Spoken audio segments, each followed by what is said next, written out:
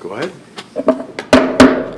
It is September 17th. We'll call the Wright County Board of Commissioners to order. Please stand for the Pledge of Allegiance. I pledge allegiance to the flag of the United States of America and to the republic for which it stands, one nation under God, indivisible, with liberty and justice for all. Charlie, I think we need to get royal blue shirts. Nobody fills me in. Maybe I'm not reading my emails. Yeah, that's probably it, Charlie. You know, I don't own a royal blue shirt. I do own a lot of light blue shirts, but I guess I'll have to go. I actually have one like that, so. It's a good, another cloudy morning in Minnesota here this fall. It's, for the record, that we once again have rain on a board meeting day. Yeah.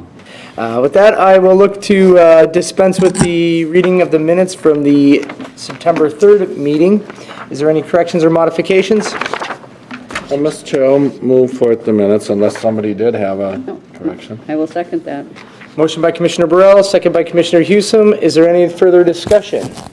Hearing none, all in favor say aye. Aye. Opposed, same sign. Minutes are approved from September 3rd. All right, review of today's agenda. Is there any modifications to today's agenda? Mr. Chair, I just had one item if I could add. I would like to add a closed session for labor negotiations for the negotiations team on the 9/25, next Wednesday at 9 a.m. 25. Through Chair Administrator Kelly, would that be on the consent agenda? Yes, I think we could add it there if that's At permissible. 9 o'clock, you said? Correct. Okay. But that's just for the negotiating committee. Yeah, I intended fine. it just to discuss issues with the Just two the commissioners that committee. are on the negotiating I don't team, need to worry however, about if the board.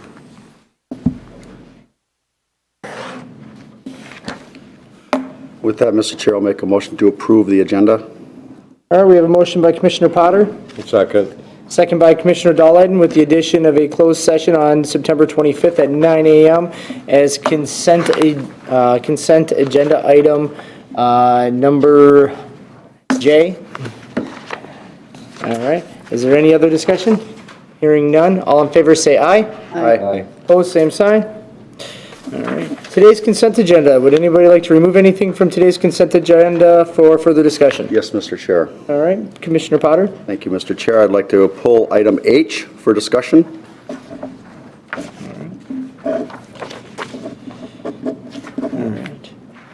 Commissioner Potter has made a, From the consent agenda? yep, Why do I not see it? it's planning and zoning. Back, turn to E. H. H. Right after G, before I. For some reason, You're confusing him. Is his I right? have the wrong, oh, I have the wrong one. Okay, never mind. His Go ahead. agenda, you're gonna be off all day long here. I'm following Chris. Okay. All right, with that, I'll look for a motion for today's consent agenda. I think there was a. Was your motion? Okay. I'll make a motion to approve consent agenda with item H pulled. All right, you just made the motion to pull that, but okay, or not motion, but the suggestion. All right, so we have a motion by Commissioner Potter to approve today's consent agenda with pulling item H, seconded by Commissioner Dahlheiden. Is there any further discussion? Hearing none, all in favor say aye. Aye. Opposed, same sign.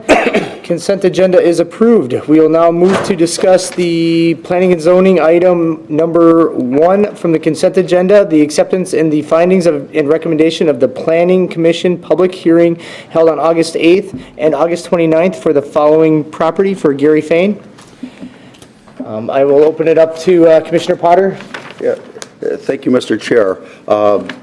The planning and zoning had the findings and approved the request for variance to rezone.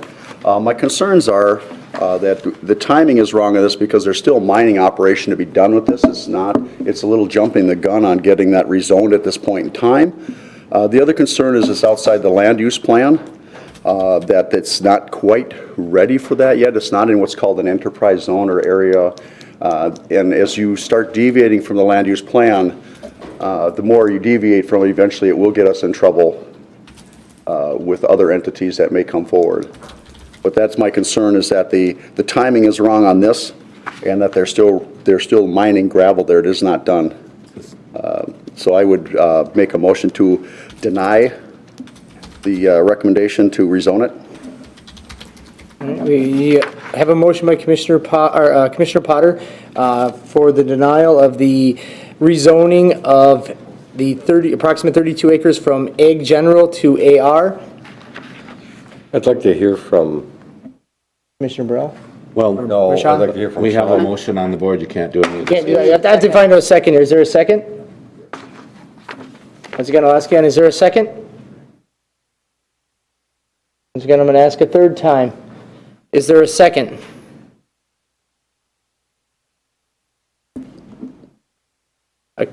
Mr. Riley? Mr. Chair, you need to formally announce Oh, that. Okay, sorry.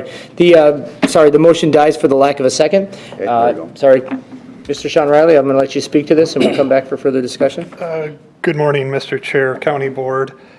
I can verify some of the statements Commissioner Potter stated, that it's not in the land use plan. It is a property that has historically been mined. While there's some resource left in it, I believe the minutes reflect that they were indicating they were going to stop current mining if they were going to subdivide the property. Does that mean we shouldn't address the resources before subdividing? So I don't know if you have further questions on testimony at the meeting? Is this continuous? Is it adjacent to an AR? Can we shoot this up, Lee? And, Mr. Chair, what, if I could while he's doing that, or? Couple of Commissioner Potter? Burrell, I'm sorry. And I was not at this meeting, but I am familiar with the project, and I think the reason they want to get this done now before mining anymore is because they would Right. stop the mining, it would change the characteristics, whereas if they mined it all down, it would make it harder to make buildable lots, I think. And Mr. Chair, that's what I got from it too, and that's why I could see that, if you mine it all out, then you're not going to have much of a usable property after that, so that's what I got from it too. But we'll listen. So, Mr. Chair, County Board, that's the zoning map. So the items you see in green, well, here's the subject property. So the areas in green have previously been rezoned to AR. Anything that's not a color is still zoned agriculture. A little difficult to make out, but here's the land use plan with the property and the neighboring property not being in the land use plan, and that being the case to the north. And you can see the areas that are in the land use plan. Sort of a tan, just a little bit darker. I don't know if you can make that out. Only some of them being rezoned. So it is continuous to a certain degree. Well, It's touching, and It's touching, continuous. If it's touching, and the thing is, the land use plan, if you go back from when it was adopted, you're going, as AR becomes continuous, there's going to be areas that transition from what we thought would be AR what we thought would be just ag to AR, because things developed faster than what we thought the land use plan would cover the time period for. well, so then you have to ask yourself the question, again, how much of the area in the land use plan has been developed? A quarter, a half of it, all of it? There's really not a standard or a policy that states if it's contiguous with it, what does that mean, other than maybe planning commission member and county board opinions. So it's not clearly stated that if it's next to it, that has a different weight than if it's not. It's a sort of a working decisions. We had discussion on, is this area perhaps not in because it was a gravel resource? This dates back pretty far that this area has not been in the land use plan. Normally, when you mine out a property, you don't have room for septic sites. It's not a very desirable piece of land to develop. Mr. Chair, Yes, Commissioner Potter. Thank you, Mr. Chair. The other part that was raised a question is the Marysville Township had a declaration that they were not in favor of it. I mean, it's not the township I represent, but it's, I do take what they say to heart a little bit, and I want to make it clear that this is not against what Mr. Fain is proposing. It says outside the land use plan, and that raises a concern. When we start deviating from the land use plan, where does it stop, and who might come in as players in the future that we really don't want, and we're going to set precedents by going outside the land use plan, so we don't have a land use plan per se. Because I think that's what got the county in a pickle before, is they didn't really have a land use plan that they stuck with. If you don't stick with it, you're going to have a player somewhere down the road that you're probably not going to want to deal with, but they're going to say, well, you did it here, you did it there, you did it there. Yeah, got to do it for us. And that's the concern that we're starting down that path. Commissioner Burrell? Mr. Chair, and you can't, you can't argue with Commissioner Potter's points that he makes. However, we do this, and I wouldn't say on a regular basis, but the Planning Commission has, we've done it many times, and we do look at these individually, excuse me, we look at each one individually, but on a bigger picture, and I've talked with the chair about this, there may come a time here in the very short future, commissioners, where we do need to relook at our land use plan on the long range, because some townships did not lay enough ag-res things aside. Others probably did for a long time, but we have Silver Creek Township that has definitely expressed an interest. I don't know about the whole township, but board members on there that they need industrial area up on 94. So we have that, and so I think in the short future here, I think we're going to want to relook at it. And I know it's not anything that Sean looks forward to, because it's a lot of work and a lot of hearings and stuff. And then we also talked about, well, maybe it's just something we could do as a township, each one. But you're right, Mike. I mean, but this is what we do on the Planning Commission, and when one comes in that's out of left field, we have rejected them, so this, we kind of look, I mean, there's a lot of things that play into it, but, the highest and best use, if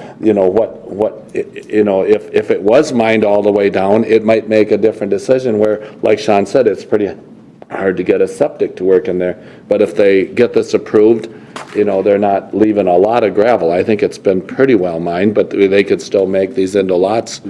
Sean, I mean, we don't know that for certain even that they would pass septic. So we've got the initial information indicating that it would. that it will. That would. So Commissioner Burrell, I guess I would want to see us develop some methodologies or policies as to what criteria we use to deviate from our land use plans for rezoning.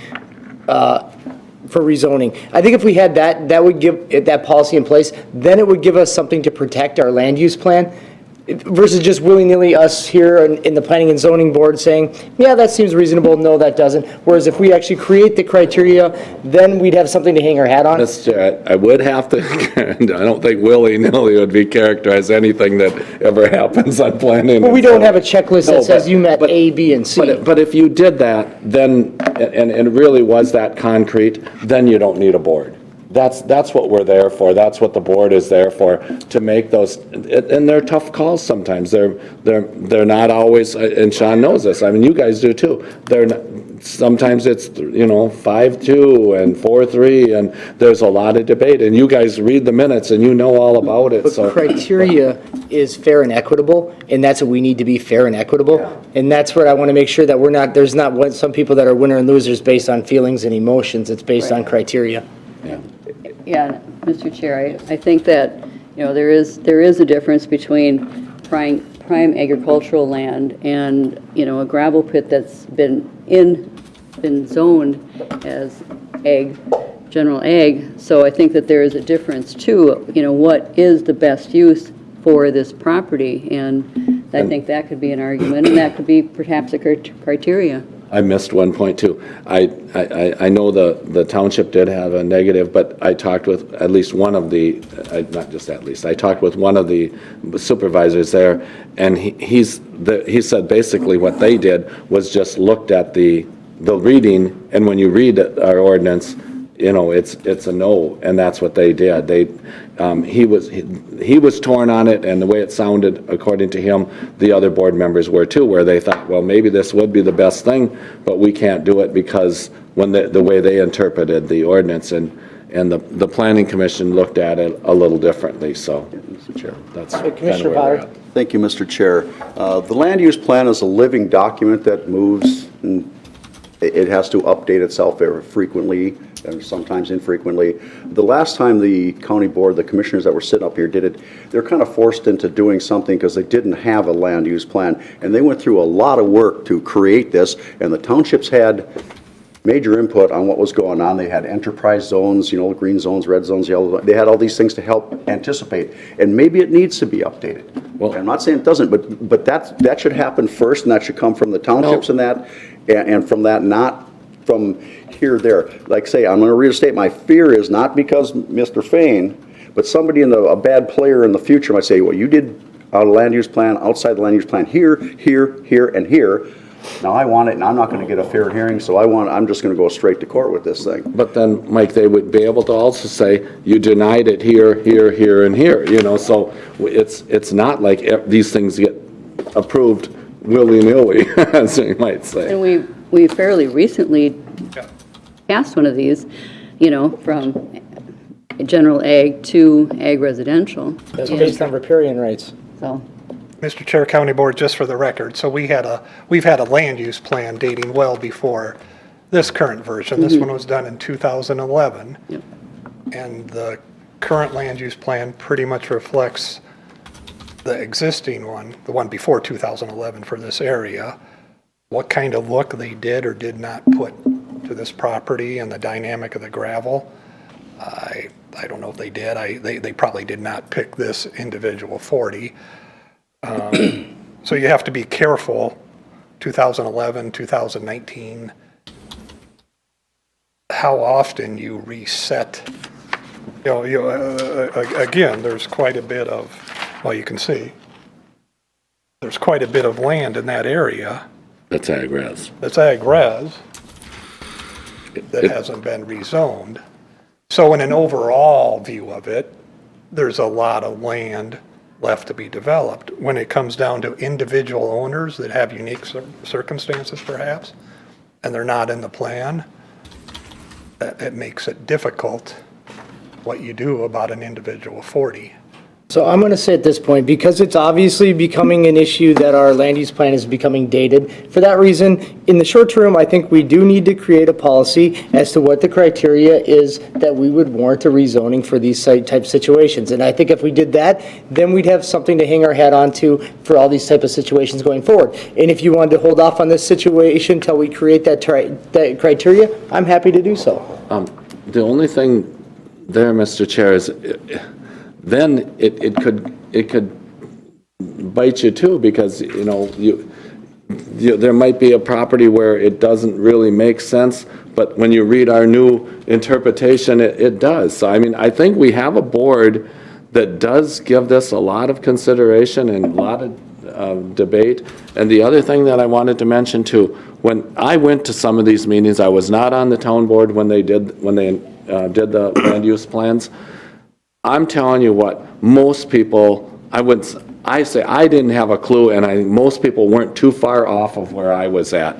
We didn't understand, we didn't know what planning and zoning was. We never had it before, and then all of a sudden this big thing comes on us, and it was, I think townships look back at it now, and they might have changed it. Back then it was, and I talked about this, back then it was all protect ag land. And now I said, if we kept that philosophy for the next 50 years, Wright County's going to be handicapped. I mean, because we have growth coming, and ag land, Wright County, especially the eastern part of it, I don't see as a big ag land preservation project. I think that we're going to be having more development especially on the eastern side. So, and where this, I think, would tend to be kind of on the eastern side. So, Mr. Chair, just one more quick comment. So to an extent, this is a set of policies and procedures, and then you have a map. So my only concern is, so you try to come up with policies, 50% of the area within 1,000 feet has been developed, it's you're still going to have lines. That's my You're point. still going to have numbers or hurdles. But then you have to decide at the township level and the county level, are we going to stick to that line? Are we going to stick to that hurdle having to be jumped over to do this? But you vet out the ones that extremely don't meet the criteria. But what I'm saying is now we've already got a set of kind of Right. parameters, policies, maps with hurdles and a process, and we debate, do we stick to it or don't we? So we put down some more. It's still going to be a question of, are we going to stick to these policies or not? But if you don't stick to the policies, then you have nothing. Well, exactly, but that's what I'm saying is to fine tune or provide other additional policies and parameters that we already have, that some feel we should stick by, others feel we have unique circumstances, and that's what the process is for. Maybe we tighten it down, but you'll still have this issue of debating. Because right now, it's so ambiguous that anybody can pay the $400 fee to rezoning. That's not Because there's true. some of them that are more, I would say, based on if we tighten the criteria, it would give the landowners a better understanding of whether they felt they had a good chance of getting an approval versus not getting an approval. I'll give you an example. The one out at north and east of Buffalo that was just ideally suited for ag res. They had about 5 acres of land out of this 40 that had some hay ground. It was wooded, it would be wooded lots. And there again, like I said, these aren't cut and dry. And if they were, then we don't need a board.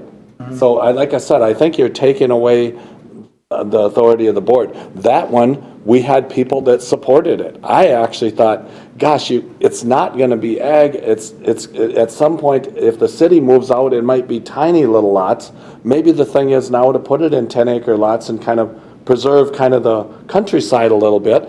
But the board went against it, and it did. I don't know if you remember that property. And what it was, we had ag res here, and it was just slightly out of the zoning area, but that one failed. So I mean, it's not that these things get rubber stamped at planning Right. commission. And I mean, Derek, you've been to some of our meetings and you see the debate that goes on, and actually all of you can read the minutes. I think it's indicative of how serious we take it. So I think what we have right now works, and I think this. Like I said, I was not there at this meeting, but I know the situation, and I think it would have been a tough one for me too, but I would have tended to probably go along with it because it's right on a county road. It would make some very nice lots if they work it out right, so. Mr. Chair, we've approved other ones that don't have just riparian rights also, but they fit well as being ag residential. So when I read through, I thought that they vetted, at the 2 meetings, I thought they vetted it quite well. Mr. I'm going to make a motion that we approve the findings and recommendations of the Planning Commission for the property in question in Marysville Township. I'll second that. All right, we have a motion by Commissioner Burrell. We have a second by Commissioner Houston for the rezoning of the approximate 32 acres from Ag General to AR. Is there any further discussion? Commissioner Potter? Thank you, Mr. Chair.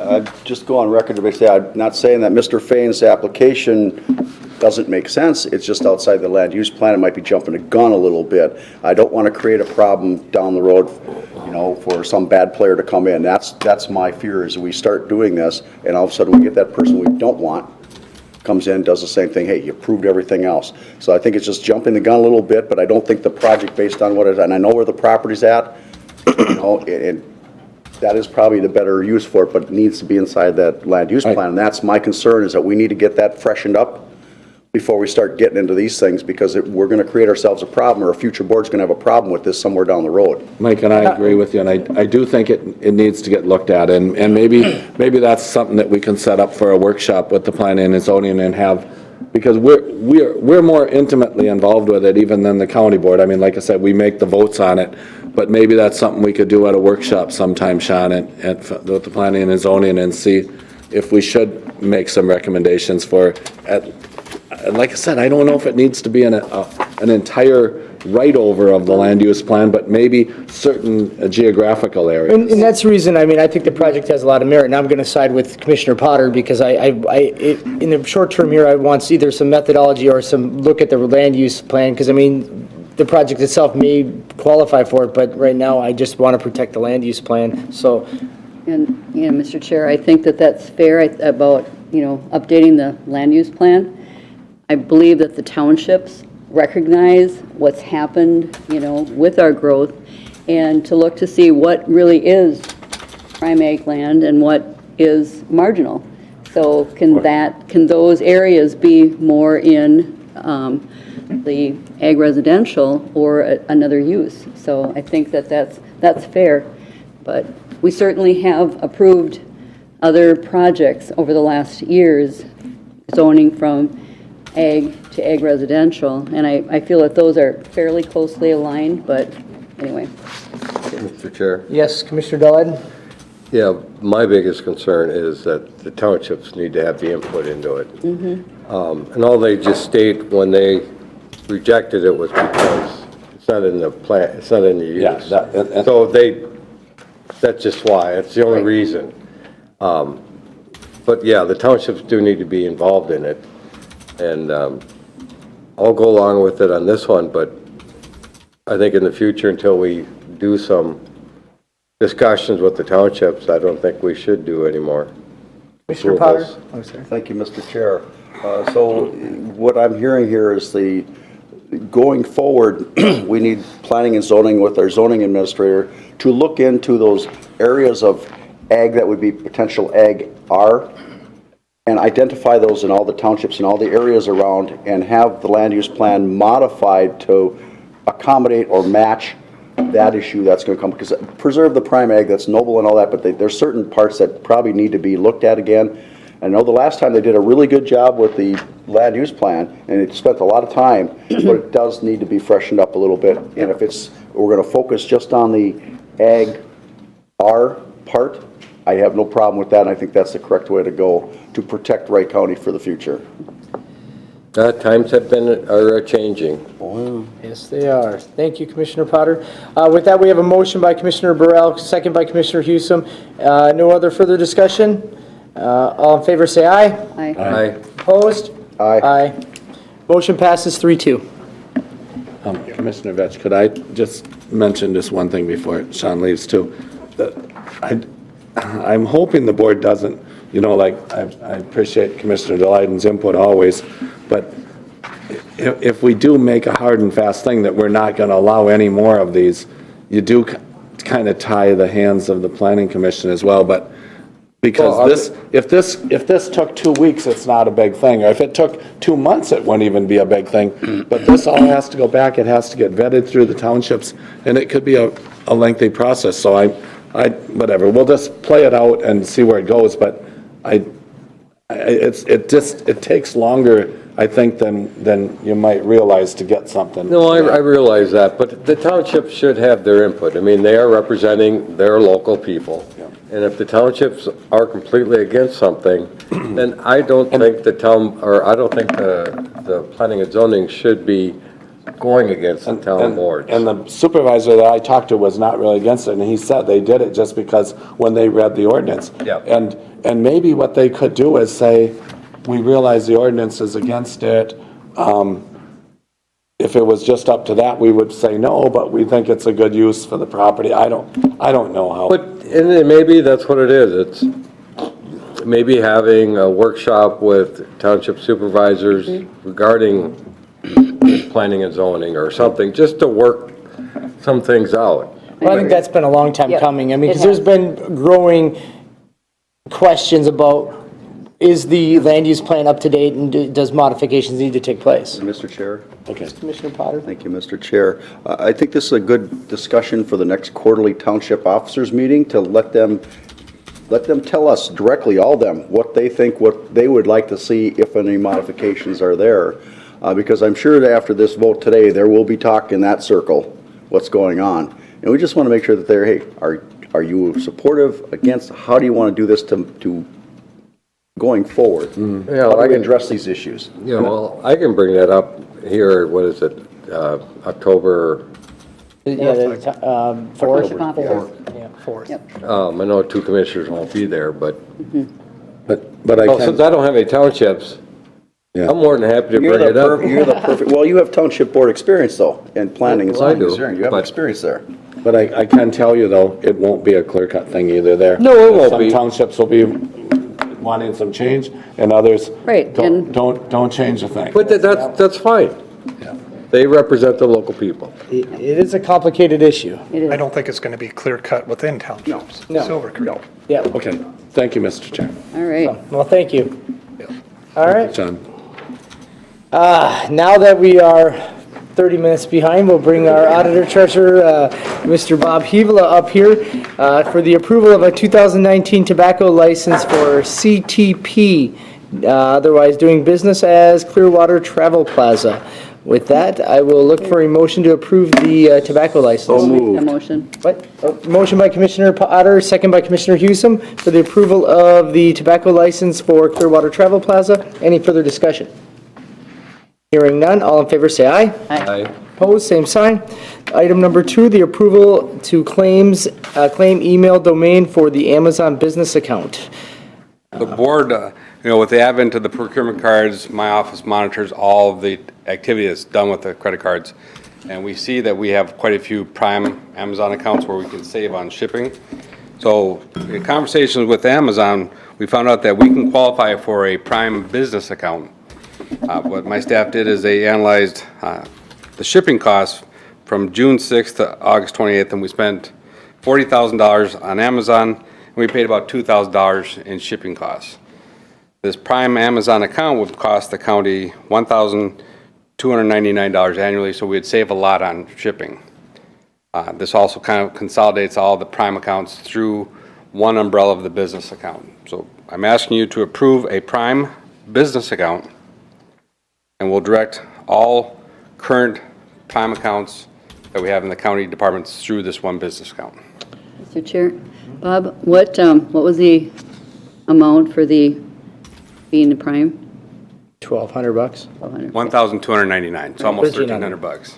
And then we spent $2,000, so about a $700 savings. That's, So in the almost 3 months, we spent $2,000 in shipping. oh, that's just in a 3-month period. That wasn't Yeah. even, okay, well, then that's, Yeah. We can save the county some money if we make one business account. All the departments will have their Prime accounts, but it'll just be funneled through the business account. What are we all ordering from Amazon? I don't have that with me. I know sometimes Amazon is cheaper than our Office Depot and the state contract, but I don't have what we're buying from there. I know it's analyzed quite a bit. Heather, do you have any idea? Mostly office products.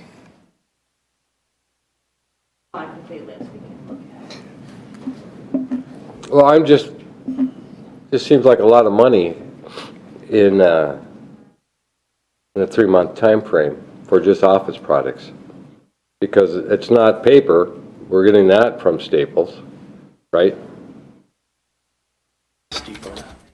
Oh, that's all right. Lee, did we go with a procurement manager? Did that get included? Yes, as part of the proposed budget for 2020, the procurement analyst is in there. Good. Because I think it's really needed. I think there's just too much money being wasted on some of this stuff. it's hard to say. I mean, my guess is if they're buying,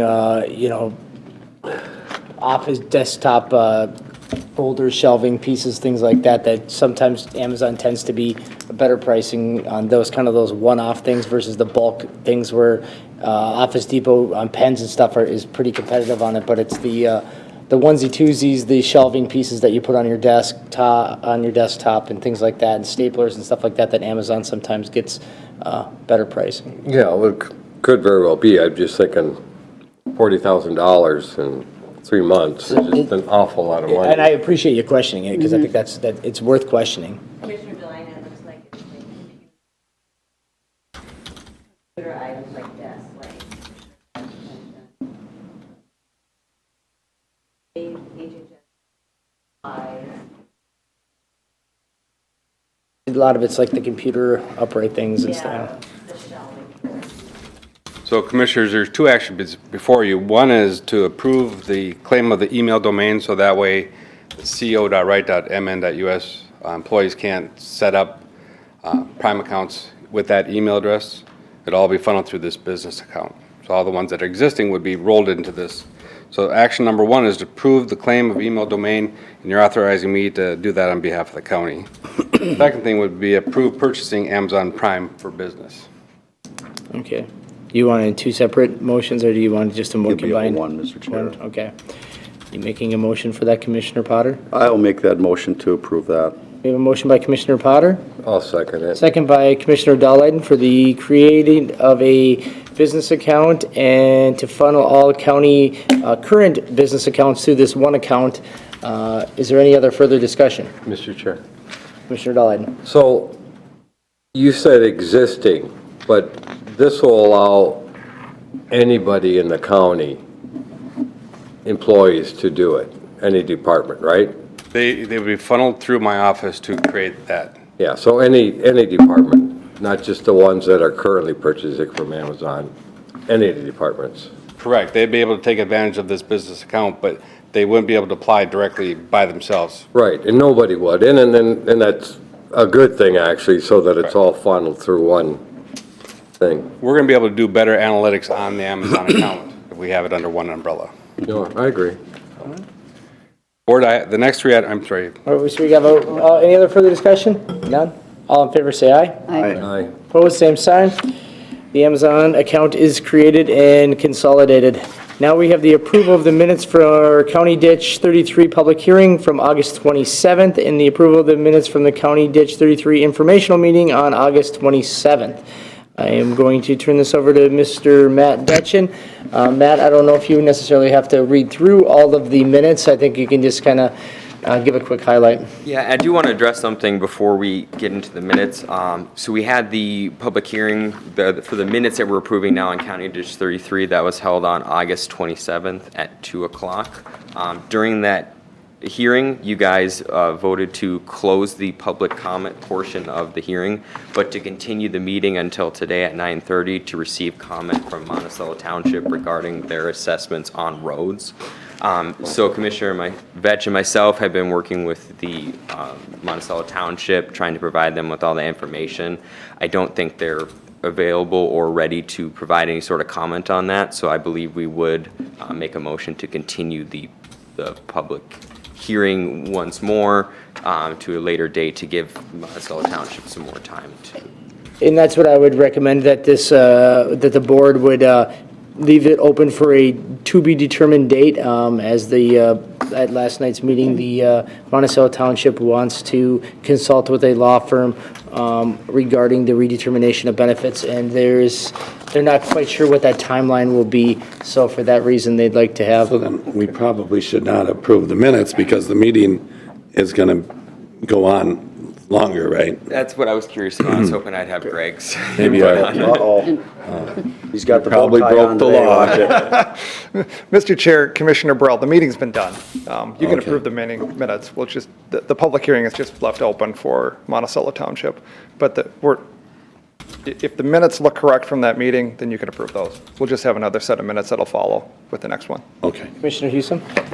Yeah, Mr. Chair, Matt, on the minutes, the first 5 paragraphs are repeated, I noticed.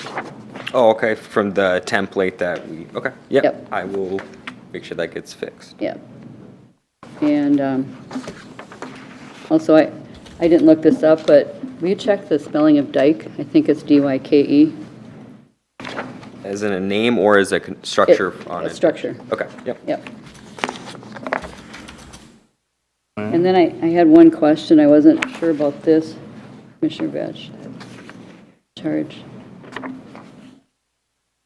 on page 8. I just had a question. Which I don't know, that's a, I mean, that it was posed that, it was supposed to be more stated Posed as a that, can question? you legally Okay, charge the entire county? as opposed that you Yeah. can legally Can they charge. change, it was more of a statement of, can you legally change it versus, So the second to Charge, the yeah. last paragraph, Yep. it looks So like. second to Yep. last paragraph on page 8. yep. Yep. I'll make a motion to approve the minutes. All right. The we have- changes? With the modifications? Yeah. Yep. So we have a motion by Commissioner Dahlheiden, I'll second that. second by Commissioner Husum. Is there any other further discussion? All in favor, say aye. Aye. Opposed, same sign.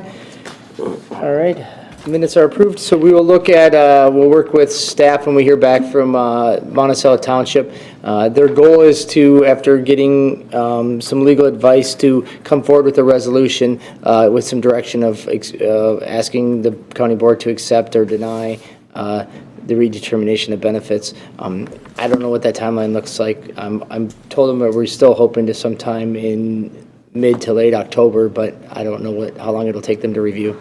Yeah, because I had the tentative date October 4th that Greg and I had, so I will just continue that to a later date in October. I did tell them that the soonest I would be looking at again would be the 15th of October, so if you guys can at least look at that, and I'll circle back with you prior to that. Okay, and I'll work with Greg about posting and making sure that people are aware of the public hearing. Yep.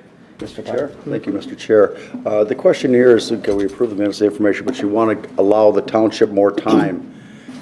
How do we need to recognize this so people know? If they read the paper, they probably only hit the part that we approve the minutes. They won't get the rest of the discussion. Do we need to make a motion to allow them time to come up with this? You want to put a timeline? I want to make sure that the message gets out there that they're having time. And Greg, that you might be the one to be able to tell us how we want to do that to make sure that we're listening to them, but we're not just hanging out there.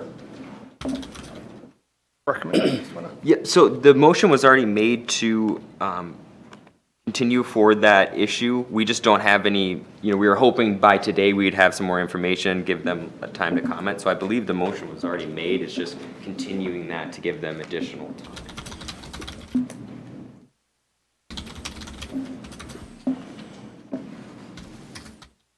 Yeah, the motion was made to just continue it for Monticello Township to have more time. And you wanted We'd to just be put a, continuing the hearing further out for them to have more time, Okay. The public comment section is except for Monticello Township.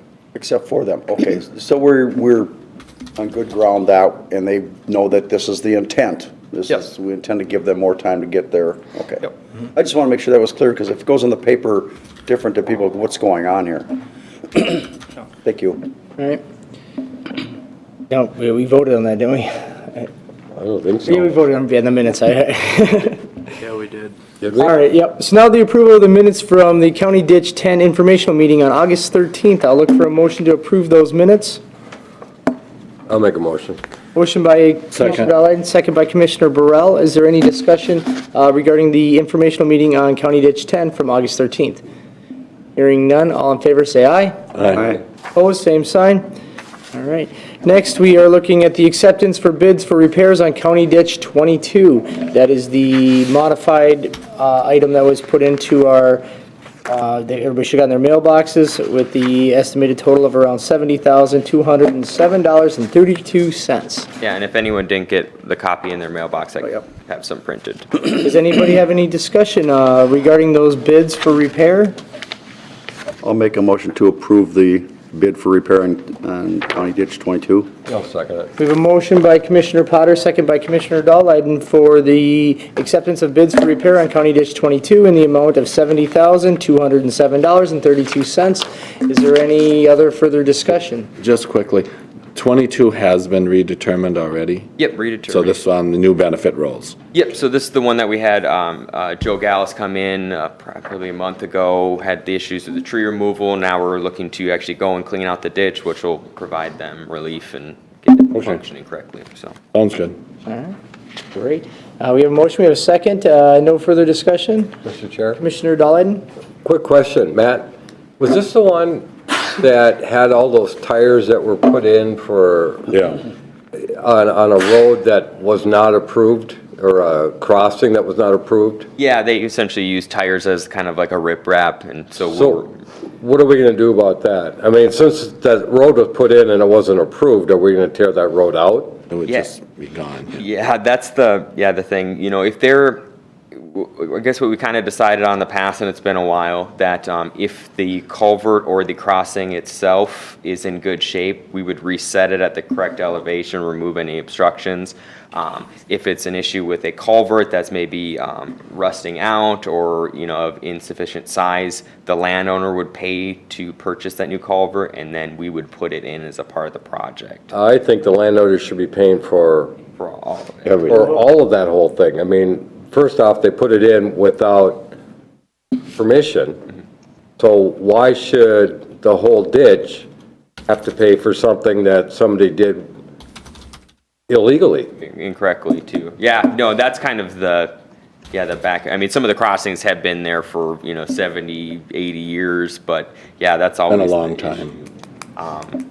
Yeah, but if you want, we can continue that for further discussion to discuss the crossing issues. 'cause I think you it have- should definitely be looked into. You know, I mean, if it's, But I I don't guess think, if it's been 70 years, I think when there was a sod farm back there, they actually used, I don't think it's even used right now, that crossing. Would Yeah, you? that happens, and sometimes there are crossings that were put in as a part of the ditch system that we do have to maintain, but it was very infrequent. So yeah, there's obviously some now yeah. that. So, I mean, it should look at, and if it isn't being utilized, Just then there's take no it out. reason to have it. It Yeah, should be taken out. And I've reached out to, that landowner in particular has 2 crossings to get to the same field, so I have already discussed with him about potentially removing one, or if not both, if they're needed, so.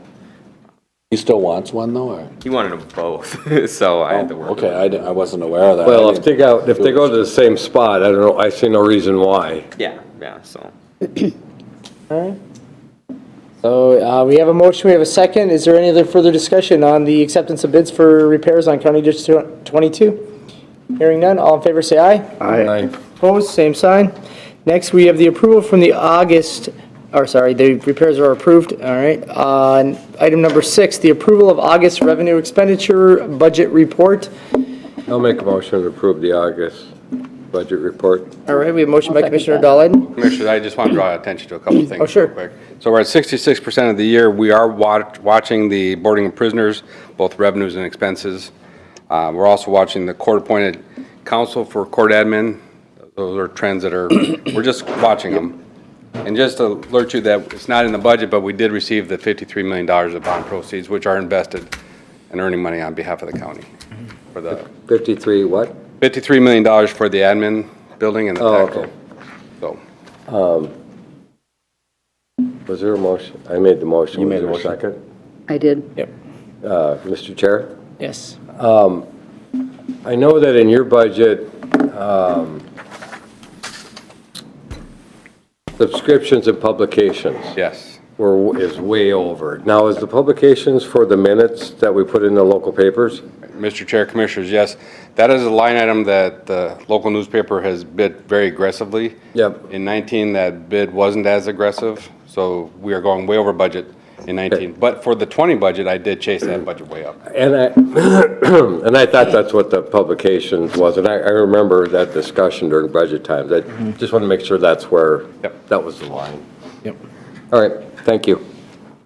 All right, so we have a motion and we have a second. Oh, no, we have a motion by Commissioner Dahlhead, and I'm looking for a second for the. Second, Commissioner Second Houston. by Commissioner Potter for the No, it was approval. Houston. Christine did. Oh, Christine, sorry, Already second by. seconded, It otherwise was we- second, that's right, we couldn't have the discussion. It was, Bob's tripped up really quick, I forgot. Yeah. My mind yeah, is, I'm bad losing my Bob. mind today. All right. We have a motion by Commissioner Dahlhead and second by Commissioner Houston for the approval of the August revenue expenditure report. Any further discussion? Hearing none, all in favor say aye. Aye. Opposed, same sign. Now we are at the 9:20 and we're still maintaining our same 30-minute delay, so we're not doing too bad. See what I can do to speed things up here. Okay.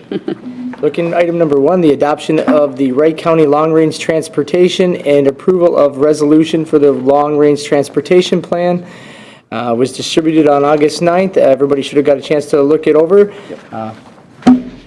Yeah, and this, Thank you, Chairman and Board of Commissioners. This plan is a culmination of over 18 months of work and was arrived at through a collaborative effort with all the cities and townships in the county. And this plan is intended as a guide to preserve and improve the county's transportation system through 2040. So, if you have any questions? Yeah, Mr. Chair. Commissioner Potter. Thank you, Mr. Chair. Virgil, I want to applaud you and the consultants and all the people, and the participation was excellent for people chiming in what's going on. I made it a point, not only mayor's associate, but individual mayors. This is your time to tell us what's going on in your town. You know, don't take this lightly. This is important. And I think they all stepped up, to my knowledge, real well on this, where it's at, and things that were maybe not quite dove into deep enough last time, got dove into this time.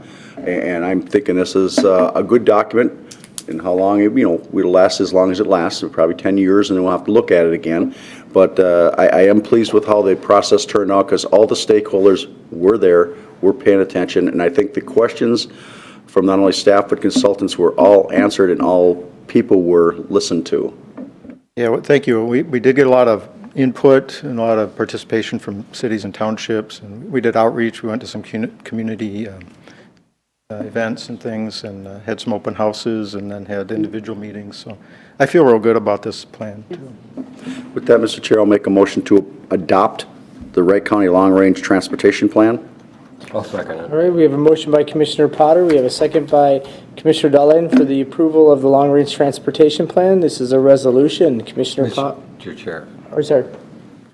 Just one thing, and this is set for 20 years, 20 years, but things do change, and this can get changed too. Yes, this is a 20 years is a living- long time. This is a living document, so we can update Right, it. as- correct. Just to let people know that that this isn't set in stone. Mr. Chair. Commissioner Potter. Thank you, Mr. Chair. The idea of these is to have a long-range one, but with 10 years down the road, there'll be modifications, revisions because of Correct. things going on, maybe annexations of some townships, maybe some developments that happen, traffic patterns changing. I mean, there's lots of things that come in, but you try to set the goal out there, but realistically, 10 years, we're going to be peeking at it again to see what's going on. Or 5. Commissioner Dahlin's predicting flying cars by 2040, so he's thinking, Well, I always promised it, by the year 2000, so I'm really disappointed. we're going to only be 40 years behind. Okay. Any other further discussion? Yeah, it's a resolution. Commissioner Potter. Aye. Aye. Aye. Aye. Aye. All right. Item number 2, approve resolution of the final acceptance for contract 1811 and authorize final payment to Landwehr Construction in the amount of $12,284.19. So moved. Second. Motion by Commissioner Potter, second by Commissioner Dahlin. And any further discussion? Yes, Mr. Chair. Commissioner Potter. This is that one that's on the border of Woodland and right just west of Waverly a little bit. Right. And that was one deep, big box culvert, because I went out there, looked at it, and it was, you fell down that side slope, you're going to get hurt. And I think the price came in pretty well, considering all the things that they had to go around to get that old culvert in there. And I went out there after it's done, and it looks good. I mean, I'm happy with the job that was done. And this was Woodland Township Bridge on 60th Street. Yeah. And so the lion's share of this was paid for with township bridge funds, which are state aid gas tax dollars that we administer for them and get the money for them. And the township had a little bit of local share, but it was basically covered by the town bridge funds. All right. Do we have a motion by, no, do we have a motion? Yes. Yeah, Yeah, second. Potter, I second. Second, yep, they're right. I just want to make sure I read right over my head. All right, this is a resolution as well. Commissioner Dahlin? Aye. Aye. Aye. Aye. Aye. Resolution passes. Item number 3, approve another resolution of final acceptance for contract 1902 and authorize final payment to Pearson Brothers in the amount of $89,534.19. So moved. Second. Motion by Commissioner Dahlin, second by Commissioner Potter. Any further discussion? Yes, Mr. Chair. Commissioner Potter? Pearson Brothers, I think, did a fine job on that, and they were on it. they were going and they were getting things done. I mean, this year was a challenge with all the rains and that, but I got to applaud that they got on it when they could and they made it happen. Yeah, I'd like to add too, Pearson Brothers does a really good job with traffic control. And we're glad when we get them on a project because we know they're going to do a really excellent job with traffic control, which is important. And this year's project, Seal Coats, was included Highway 18, Highway 20, Highway 33, and Highway 116. And we also included some work in Franklin Township because some of our work was in that same area, so they benefited from our low bid prices. Good. I will reiterate as well, because the 18 project, the short number of days that they got that done on a very, very high traffic road, it was impressive. So with that, we have a motion, we have a second. Any other further discussion? Resolution, I will start it off. Aye. Aye. Aye. Aye. Aye. Resolution passes. Last one, award contract 1907 to the city of Delano at their evening council, for CASA 17 slope repair. Virgil? Yeah, this project is one where we collaborated with the city of Delano. Initially, we were going to do a slope stabilization project along Highway 17 where the slope was failing along the river. And then the city met with us, and so we collaborated on a flood control project, which they had done in other places in the city.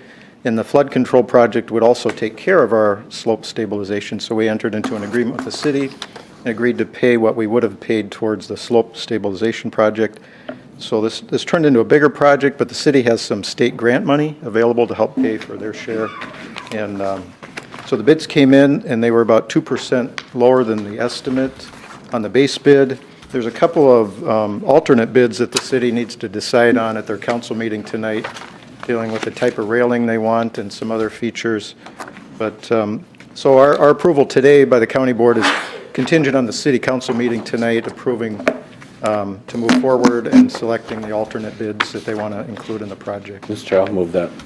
I'll second that. We have a motion by Commissioner Burrell, second by Commissioner Hewsome for the approval of the contract number 1907. Any discussion? Yes, Mr. Chair. Commissioner Potter? Thank you, Mr. Chair. Just to refresh the public, this is the one in the downtown area where we saw the utility lines hanging out a couple years back when we took that tour. Yeah, thank goodness this got done before something really bad happened there. So any other discussion? Otherwise, all in favor, say aye. Aye. Opposed, same sign. Contract 1907 is awarded. Now we're moving on to the 9:30, the Administrator Kelly in the acceptance or authorized signatures on the ERP planning. If you look inside here, there's quite a lengthy contract. Mr. Chair? Yes, Commissioner Just to correct Dahlheim. you, it's not 9:30 anymore. Oh, So just, it's we're only a half hour 5 to 10. behind. So I just wanted to let you know, I thought maybe you were looking at the wrong clock or something when you said 9:30. So, Mr. Chair, as you mentioned, there are another number of documents in front of you today from both Oracle, who would be the software provider, as well as Cyber, who would be the implementer of said software. This is coming before you today as a follow-up to the committee of the whole we had in June regarding the project. At that time, staff were directed to keep negotiating the contracts, which are now before you. At that time, the board had authorized the signatures on the master services agreement, which are included in your packet today. But in addition today, there's also the software agreements with both Oracle and the implementation services statement of work with Cyber. As you know, this has been a long-running project, spending several months. I know the group has tried to keep everyone updated on the progress through the weekly reports that our project manager, Scott Weiland, sends out. So I'd be open for any questions or discussions, or if there's feel you need additional discussion, perhaps we could look at an additional meeting if you felt needed. But with that, I guess I'll turn it over for any statements or questions. Administrator Kelly, so is it pretty much everybody's on board with the timeline as far as you guys are looking at this point? I know it was already, the original plan was to be going at this point. I'm guessing now you're looking at a kickoff date of October-ish. Correct. Yes, we will be into October for the start of that phase one. Really, that's going to depend on the consultant cyber said they need several weeks to kind of spool up, get ready to be here, but it will really depend on when they were able to get folks on site and their availability, and then we can start building the schedule for the project team. Mr. Chair? Yes, Commissioner Dellin? I see that cyber is for 36 months term. So what does that mean? It means that it's going to take them 36 months to do it, or this price is that if it takes them longer, then they're going to charge us more? I missed, was that Oracle or cyber? It says cyber on their price sheet. Oracle Cloud Implement Service Statement of Work, cyber. On page 8 of 17, it shows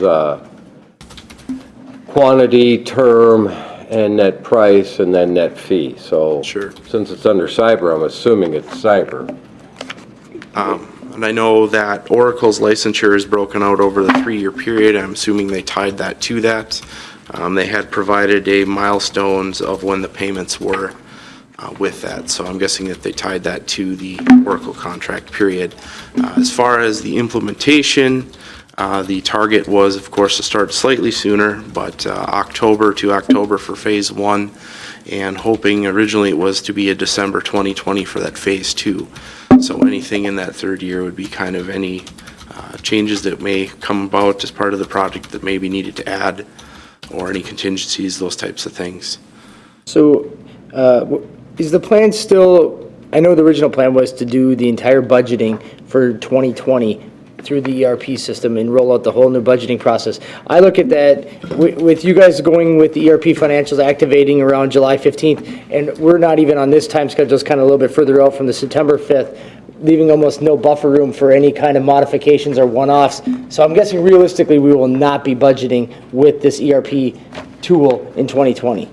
We'd like to, but feasibly, I don't know that that will be possible. I mean, And that's, I mean, certainly- realistically, there's, looking at this timeline, I mean, that would be really, We may be looking at what we can do there, but I don't know what the Yeah.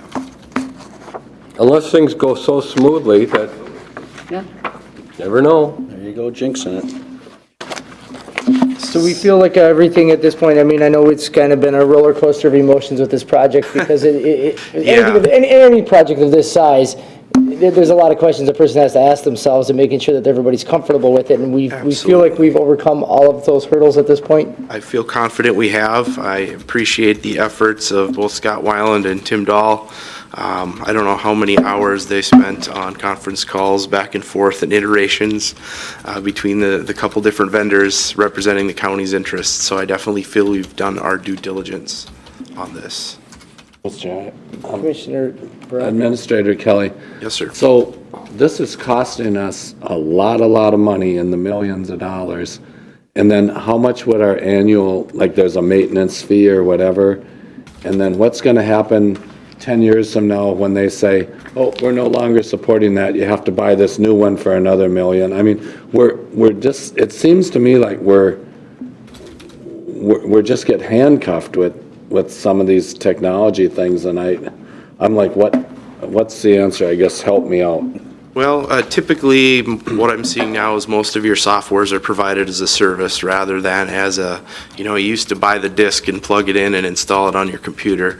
Since this is a cloud-based product, we would be subscribing effectively, would be our license, for us to use it annually. So currently, we have a 3-year term.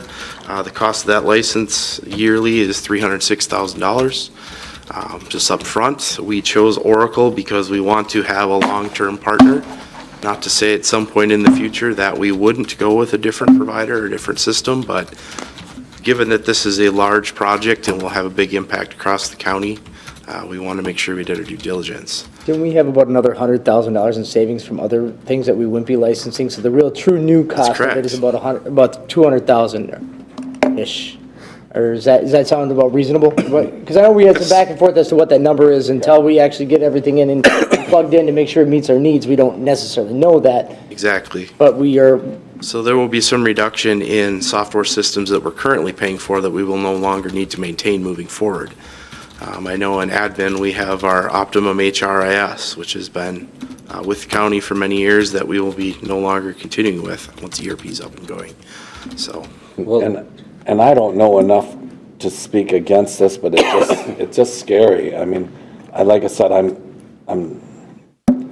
it's just, I mean, because we're going to have $1.5 million setting this all up. No, it'll be a little bit more than that, once it's all said and done. But, you know, it is scary, Charlie, but we can't continue with what we're doing because the additional time staff is having to spend to make reports where this is going to be able to provide us more. So then we will be laying people off?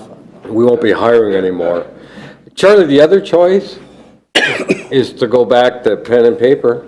Sometimes I think that wouldn't be the worst deal. I don't Well, know. then you're going to need lots of bodies for everything that this county deals with. Yeah, for sure. the biggest thing that I see out of this is us being able to track Things a lot better. track things a lot better and track them in real time and be able for our financial department to have at their fingertips all the information. And that is where right now, there's way too much of them having to reach out and ask questions and wait for the response, and that's just not okay at the level that we're at this point as But a county. we put our trust in this cloud thing. I mean, whatever. It's just, Well, there's less chance. I don't know. I just don't, I just can't. It's- Well, with the way they're working systems now, having to build spreadsheets and to re-enter the same information multiple times, this should eliminate a lot of additional risks too.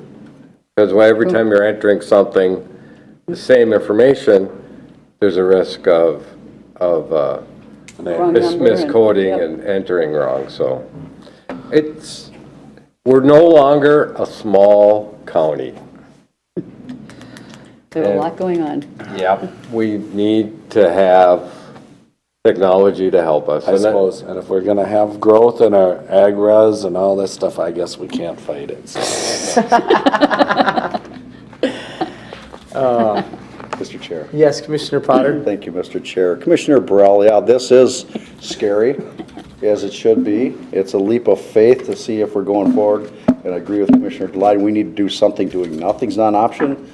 And I do not have enough knowledge in this area to know if this is the right, hindsight's always 20/20. And it's always scary, but we need to do something because the amount of paperwork out there is just mind-boggling to people.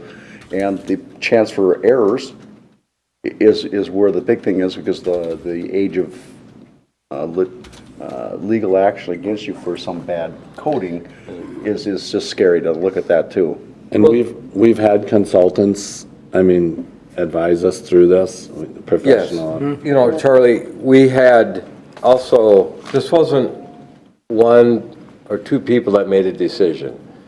This was a group of people that have very heavily requirements to utilize this financial software and the other things too. So, and I'm trying to think, there was 11 people on the team and nobody. yeah, approximately. I don't remember the exact count of the final team. The IT kind of led it, but IT didn't make any decisions on who they should recommend.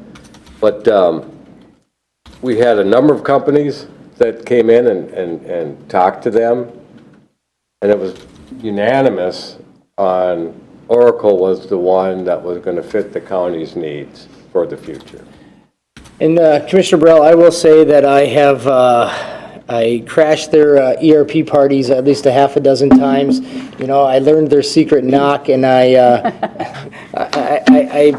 tried to poke a lot of holes in the boat, because I'm nervous as can be able going into it. I feel better having asked the questions that I asked in the process. They took a lot of time to make me feel comfortable that what we're doing with this has enough merit for the money that we're spending on it.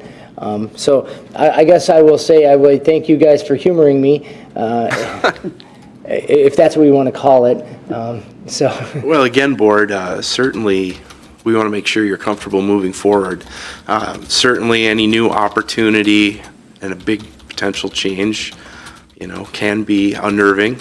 And I certainly recognize that this will be a big impact for the county, but will greatly move us forward, in my opinion, to set the stage for the next phase of the county's growth and meeting those needs. I just think this is such a powerful tool. I appreciate the board allowing us to go out and do our diligence in bringing in Infotech to help us determine what our true needs were and assist us in selecting vendors, and then actually bringing in 3 different vendors for a total of 6 days, full days of demos. There's been a lot of man hours put into this, but again, we had to do our diligence. Well, and Administrator Kelly put his neck out on this for this, so, he's willing to guarantee us that this is going to be a successful project. Well, a lot of it's going to have to do with the people that are going to be utilizing it too. I mean, we're going to have some change management that's going to be needed. And if the people that have to utilize this aren't interested because of the change, we will have issues. But since the managers or those people that are intimately involved in it, we're all on board for this, I don't think it's going to be that much of an issue. Did I make a motion to No, accept? Mr. Chair, quick discussion before you do that. No problem. Just, when we got that report from Infotech that we did that a while back, to me, that was an eye-opener how far we were behind and challenges that we had to face us, and that caused us to, hey, here's your problem, you got to do something going forward. I mean, what we're doing is not working. We got to do something. I mean, that was one of those things, and I don't pretend to know all the IT ins and outs, but that one did raise a lot of eyebrows going, wow, we are behind the times here. I mean, it'd be great to go back to the 50s or 60s when it was a simpler time, but just think of the money we're going to save on number 2 pencils in 4th floor. Look at that. But just saying, this has been a long process. It's not just been snap, we made a decision. It's been at it for quite a while. I think there's only one person that uses the number 2 pencil up on 4th floor. I think there's just one. I don't think the other ones do. There's some fingers pointing that there might be a second. Oh, really? A second So person? instead of $23 savings, we'll get $46 Oh, cool. savings. So I'm going to ask one last big question. Auditor Treasurer Bob Hevola, as the Chief Financial Officer of the county, are you in support of this program? And will you do your due diligence to supporting this program going forward in its implementation? Absolutely, Board. Whatever decision we make, if that's our process, that's what we're going to make our darndest to make it the best. I think an ERP is something that we definitely need. I just question whether or not we've done unanimously. I don't know whether it's there. But Well, the group that made the decision on which company to go with was unanimous. Well, I'm on the group, so I'm not sure why that would be unanimous. But, Board, I'm not going to stop this. If we're going to move forward, we're going to move forward with this product. you're comfortable that at least meets the fiscal controls and it meets and your staff and your department's ability to work with cyber and Oracle you're confident that it will be able to get full implementation without any struggle? Absolutely, Board. This will give us controls that we don't have today. We look forward to enhancing that. It will give us things that we don't have, that we definitely need here. Now, Bob, you said that, so you're against this? Well, we're the only Minnesota county on this product. And there is strength in having other counties on the same product. But we're going to all work together as a team, so. But now, were you at all the different interviews with these companies and the information when they were showing it all off and everything? Mr. Chair, Commissioners, I did participate in some of it. Then I delegated this to my Assistant Finance Director, who is gone. I know I was given certain updates that weren't consistent with the updates I got when I joined back up. But I don't want to boo-hoo this product. I mean, this is a great product. It's a very expensive product. So to answer your question is yes, we'll do everything we can to make sure that this succeeds. And it will give us things that we don't have today, so. I'll make a motion of proceed forward with cyber implementation, For your signatures. authorized signatures, and Oracle also. Second. All right, we have a motion by Commissioner Deloitte and second by Commissioner Potter for the authorizing the agreement signatures with Oracle America, Inc. and Cyber Global. Any discussion? I'm probably going to vote for it, but it'll be one of those votes where somebody wants to come back and string me up, probably have all the rights to do it. I wouldn't know enough information about this. I'm just putting my trust in somebody else. I wouldn't know enough information in 10 years of studying this stuff, I swear. You know, but it is, now, like, I'm listening to Bob, I mean, I'm even more reserved, because what has Hennepin County done? What's Ramsey County doing? Why do we do something different? And is this better than them? I mean, we're gonna be showing ours off to them 3 years from now. Hopefully, that's the way it's gonna be. I don't know. Commissioner Burrell, I will say this, that there's, majority of the counties are standalone in their ERP systems because there's just, they're all so customized that you're never going to be able to go from one county to the next county and say, wow, that ERP is 100% the same as the next one. So to a certain degree, no matter how you do it, because everybody does their fiscal management differently from one organization to the next. So they're always going to be customized. So, I mean, from that, I think Bob's more saying his concern is the fact is that Oracle isn't operating as the primary in any counties in Minnesota. That's a valid point, but they are doing it other places in the nation. Do they do government ERPs? Yes. Oracle's a very large company. You okay if I vote for this, Bob? Oh, absolutely. He's one of my constituents. And I applaud Mr. Hevela with this for the fact that he didn't want, he felt like somebody should be in that room making sure that the hard questions are being asked. He poked holes in the boat as much as he could, and it's not because he's not pro-ERP, and it's not that he's against Oracle, it's to the more the fact that he wants to make sure that there was due diligence done with this, and that we're not going to have buyer's remorse on the backside. I don't take him that he's against this decision. He just wants to make sure that maybe, what I take your statement is what you'd maybe want a couple more months, but maybe not. Is that what I would say your cautionary is to it? Yeah, Mr. Chair, I thank you for bringing that up. I am supportive of the ERP system. So,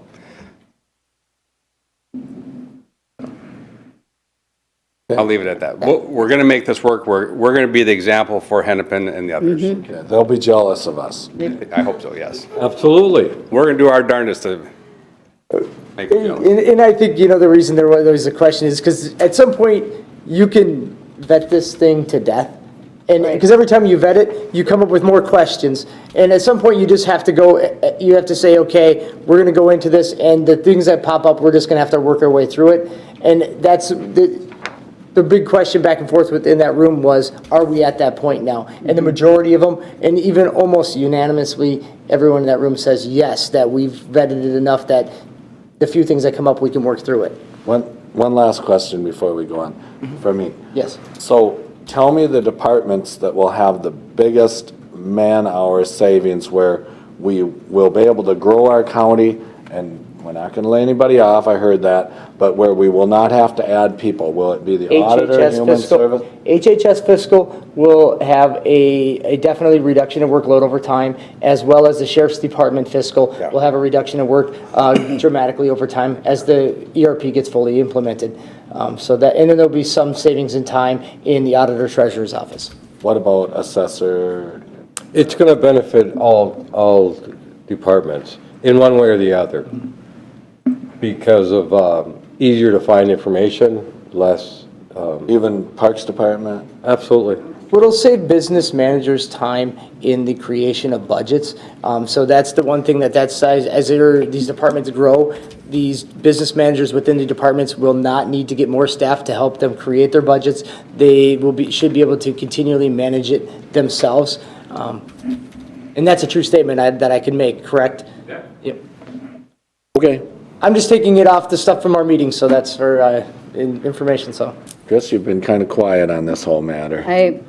Yeah, I have to trust the group because I remember when we met with, we were looking at different vendors a year, or it was more than a year ago, and all the information showing us their products and what they could do with that. And I mean, it's pretty amazing, and it's a bit mind-boggling for me because I'm not in that techie world, so. All right. So we have a motion by Commissioner Potter, second by, or Commissioner, I'm sorry, Commissioner Dahlheim, and second by Commissioner Potter for the approval of signatures on the ERP. Is there any other further discussion? Hearing none, all in favor say aye. Aye. Opposed, same sign. Signatures are authorized unanimously. All right, we are down to items for consideration. Are you doing okay there, Susan, still? All right, because we still have a ways to go, but now would be a time if you want to take 5 minutes, I can give it to you, otherwise we'll press on. All right, we will jump right into the committee minutes. We had the Budget Committee of the Wholes that went from August 7th all the way till the 9th, September 11th. Lots of meetings, as anyone can see listed there. I'm going to have Administrator Kelly here give me the 3-minute field trip of those meetings. Okay, I shall do my best. As you mentioned, we had 10 budget meetings this year, starting on the 7th of August all the way through September 11th. We started out at approximately 8.17 with our departmental budget, and we had a capital improvement plan that we had, let's just say, a lot of robust discussion on this year. A great deal of projects that were captured in the CIP, and we had started out with looking at needing some additional funding. So in essence, we started out with a levy discussion north of 10% with that. So similarly to past years, the board met with the departments and reviewed their budget. We did have 16 and a half FTE of new position requests, along with 4 reclasses and some temp staff and interns requested. Not all of those were approved in the final budget that was discussed. I commend the board for the amount of diligence they did again this year in working through it. We started out with I think a goal to certainly recognize that we're a growing county, but to be responsible, but yet stay focused on some of the needs of the county and some of the major projects that we had going forward. So at the conclusion of the September 11th board meeting, or committee of the whole meeting on the budget, we were at a 6.89% levy increase, a not to exceed. Staff have been working in the last week to get the resolution prepared regarding the budget, which you will see at next week's meeting. So I think that's about 2.5 minutes of 3 perhaps. Nice. Very well done. Again, the minutes from each of those days is included. You can kind of read through and follow the progression if you're so interested. It makes a good novel. It does. Mr. Chair, I'll make a motion that we approve the Budget Committee of the Whole minutes. Second. August 7th to the September 11th. All right, we have a motion by Commissioner Burrell, second by Commissioner Dahlheim. Is there any further discussion? Before Commissioner Potter, No, You go I just ahead, have one little typo. On I the August 22nd, page 2, under information technology, the 3rd paragraph under, the 2nd line, there's just an extra that. It's not a big deal, but professional services, that. You were stuttering that day. I was stuttering. And Mr. Chair, I just wanted to make the point I said before Commissioner Potter does. Because of our growth of somewhere, north of $300 million, Mike? No, it's 292 million, isn't it? So close to 300. It'll be closer to 300 billion in new Okay. construction value. So if you did not add on to your garage or your house, whatever, it probably will, your tax that you actually pay will be nearly flat. The only thing, the caveat that I might add, and I pointed this out at a meeting last night, there is kind of a shift that's going from farm valuation back to residential because farm values have gone down. So you might see a little bit of an increase because of that. Mr. Chair. And that issue also vacillates all the time. It'll be commercial for a while, then it'll be ag, and then it'll be back to residential. So if your value doesn't change, your classification doesn't change, you will not see much of an impact, if any at all. But that's, subject to where you're at with your thing. I do like the fact that a few years back, we started using real tax statements, not, John Anderson, Maple Street, Anytown, USA. Here's my real tax statement. Here's what this budget does for me. I did not see how ours, They're still working on bringing that out to us. Tammy's generating them. Yeah. okay. We should have it this week. I'd like to see that, yeah. Because those are good things, because we can show people, this is what we, because some people have the illusion that, we're up here and we don't pay taxes. And that's not the case. We pay taxes. Some people just get, I don't know where they get that in their head, but we pay it too, and we not appear to tax ourselves to death on this, but we do have an obligation to make sure we take care of the duties and responsibilities of this office. And it's tough when you're growing and the mandates come from St. Paul and DC, and we don't have a choice. We serve a lot of masters up here, and we have to deal with what they throw at us. And it's, it'd be nice if we could have line item veto and say, we don't like this, we don't like this, we don't like, but you don't have it. Not only that, but what the state throw and the feds throw at us, the software they utilize Yeah. creates more work. Oh, yeah. Or it doesn't work. Okay. So with that, we have a motion, we have a second. Any other discussion? All in favor, say aye. Aye. Opposed, same sign. Budget Committee, the whole minutes are approved. Now we will go to the Committee of the Whole meeting from September 9th. Commissioner Potter, you want to talk us through the tax abatement and intergovernmental loan discussion that we had on the 9th? Thank you, Mr. Chair. This one will be kind of brief one because it was just, we're discussing tax abatement and intergovernmental loans as we put in the budget this year for some of those financing to, the little gap financing that goes on, and a discussion about, and start off with Administrator Kelly distributed the documents of abatement policy, abatement financing, loan program, intergovernmental, and they're pretty lengthy. A person can read that if they really can't sleep at night. They're really good things for helping get you to bed.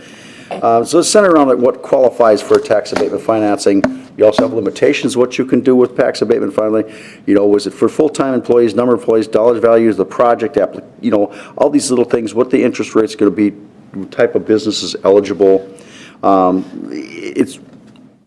counties have done it, and it's not a one-size-fits-all thing. You got to kind of modify to what fits our county. But we do need to lay the groundwork and get that, make it real clear what's eligible and what's not eligible if we're going to proceed down this road.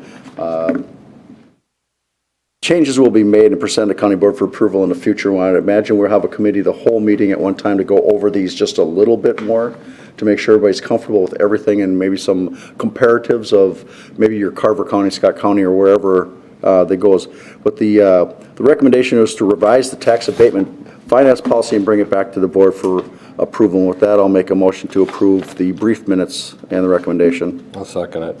We have a motion by Commissioner Potter, second by Commissioner Dahlheiden for the approval of the minutes from the recommendation, minutes and recommendations from the September 9th Committee of the Whole regarding tax abatement and intergovernmental loans. Is there any further discussion? Hearing none, all in favor say aye. Aye. Opposed, same sign. All right, Committee of the whole minutes are approved. Now we have the County Board workshop from September 9th. I'll kind of briefly walk through that. That was the presentation on the Central Mississippi Regional Planning Partnership, or the acronym CMRP, which is otherwise also known as formerly known as Highway 25 Coalition. So this is the group that kind of changed or morphed from a bridge crossing organization to a regional planning organization for the Wright Sherburne northern border. So this basically, we were asked by all member entities to put together or present a PowerPoint that was put together collectively as a group to inform the member entities and their board and their elected bodies of what is taking place at CMRP. So we kind of, at this workshop, went through this PowerPoint, informing all of the board members of the pieces of information that will be covered in the scope for this planning organization. And we also had a discussion about the consultants that we are looking to hire for a regional planning a regional plan to be created. Right now, we haven't actually came up with a organization to do this yet because no regional plans of this scale have been done in Minnesota. Right now, the funding source of it is 50% of it is going to be funded by the Initiative Foundation. The other 50% will be paid for by member entities. There's no recommendation. This is the workshops. It was just mostly informative. The goal here is that the member entities of the CMRP requested that at some point we make a resolution in support of the efforts that are being made at CMRP based on this information, that we'll be kind of creating a joint planning group between the cities of Monticello, Big Lake, Wright, Sherburne, and surrounding townships. Mr. Chair, I'll make a motion to approve the minutes here, and it's informational only. I'll second. We have a motion by Commissioner Potter, second by Commissioner Dahlheiden for the approval of the workshop minutes from September 9th. Mr. Chair, Yes, Commissioner Dahlheiden. on that last line, they wanted to have 2 elected representatives. You were one of them. Yes. Did we decide who the other one was going to be? Is it going to be myself or you, Commissioner Potter? That, I was hoping that language would be elected or approved person from the board, because it turns out, if it turns out that Administrator Kelly would be a better person for this because of all the different governmental agencies, he'd be fine. If it needs to be 2 elected officials. Well, he's involved in it already. He's in, because all the administrators for all the organizations are involved in this organization. And right now, we are trying to figure out what the language of member criteria is, because we're in the process of changing the JPA a little bit. There's some housekeeping, and with that, there's some discussion that has ensued about who should be members and who shouldn't be members, if regular citizens should be allowed to be members on there, because as some of the townships may have interest for that. I think maybe you guys want to hold out another couple weeks, and we can circle back when I have some more information. No problem. I just, that was on, Mr. Chair. Yes, sorry, Commissioner. Thank you, Mr. Chair. To answer Commissioner Glyde's thing, elected officials, like we're on the library board, we try to make sure those that actually have the spending authority there outnumber the citizens one, because if you're not elected and you don't have, you have to answer for the spending, then you got that question there. The idea of this, if it turns out when they get the JPA revised, if it turns out to be, it's going to have to be 2, or it could be at least 1 with the other one approved by that board, governing board that has the power to vote on this. I don't see a problem with that, because you want to put the best people on this you can. And keep in mind that with the way the federal and the state and everybody, they do the regional plans nowadays, there are 2 other entities that are looking for river crossings, Ramsey and up towards St. Cloud to the east end of St. Cloud. Okay, now us, and I believe this is the correct way, by doing a regional planning, MnDOT's going to be instructed by the feds, especially river crossings are a little different animal. Have you looked at all alternatives? Who's got the best plan that makes it? We need to get out of the gate and make sure that District 3, which is the part out here, say, okay, this is the one we endorse. And they've been on board with this regional planning concept because they know that the Wright and Sherburne County are the 2 fastest growing counties in the state. They need to do something. I mean, other entities are trying to jump on, like in Ramsey over there, but when they spend the money at not only state level, but the federal money coming here, they want to make sure they get bang for the buck. They want accountability, and I think this is the correct way to go. It takes a little bit more planning, it's a little more detailed, but at the end, you're going to get a better product. That's going to be good for both sides of the river and makes sense, because you can stand behind and say, okay, we didn't throw a bridge over here because person A wanted. We did it here because this made the most sense regionally for the connections between 94 and 10 and everything else going on here. And I applaud the work that Commissioner Vetch has done on this. I know I started doing this back when Commissioner Swatsky was there. I attended these meetings to try to get this thing back on track and going, because we need to do something. Doing nothing is not an option up there.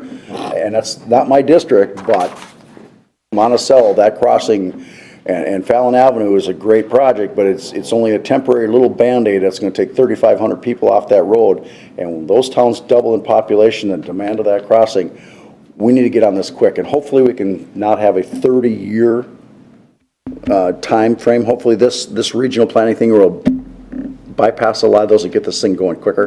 One I think we found out real quick is that this collaboration should have probably existed 15, 20 years ago.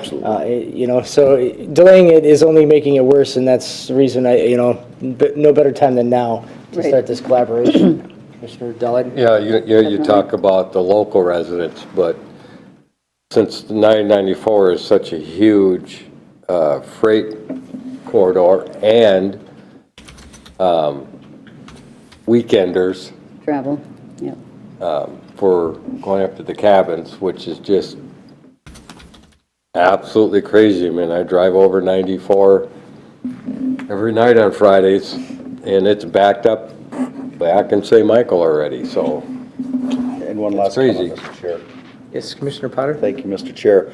I caution members not to use the word gateway project because there's a gateway project in the state of New York that is such a boondoggle.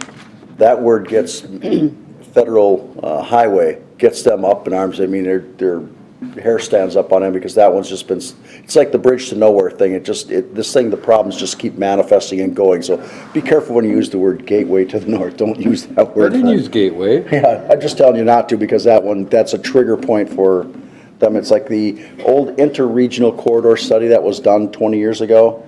That's another one that was the pie in the sky. If money was no object, what would you do?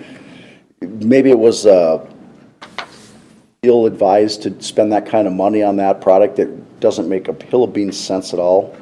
And that one, you just got to be careful on some of these old projects that have rehatched, and we want to make sure that we're doing this correct way and have good results out of it because our citizens are going to count on us to do this. So we have a motion by Commissioner Potter, second by Commissioner Dodd. Is there any other further discussion? Just one comment that if we had our flying cars, we wouldn't have all these issues. We'd have different ones. But then we'd have to make a new long-range transportation plan. All right, so we have a motion, we have a second. Any other discussion? Hearing none.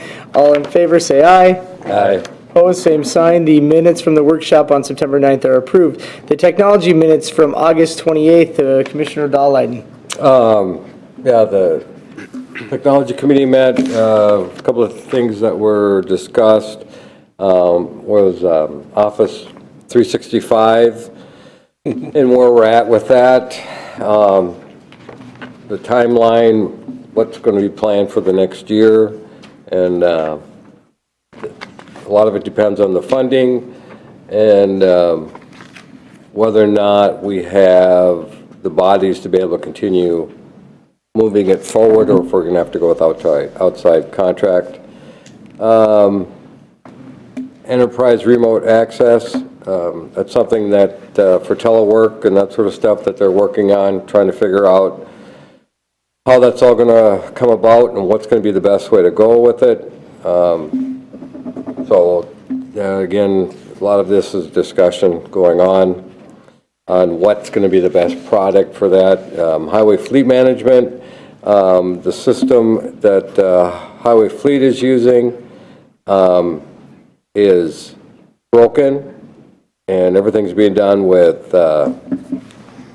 number 2 pencils. Actually, I think they're using pens, so that can't be erased. And this highway fleet management will also eventually help the highway department and also the fleet management of HHS and government and all that sort of stuff. So, because that's kind of a high priority because the system is currently broken, they're going to get that moved forward and try and get that done yet this year, or at least early next year.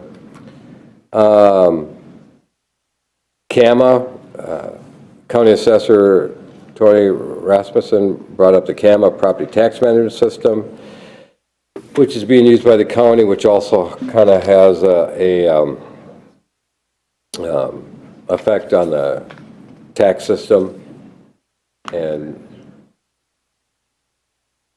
the auditor's office and the assessor's office have been working with a company trying to build a new system along with a number of other counties, and it's going a lot slower than what they had hoped. And right now they're just going to be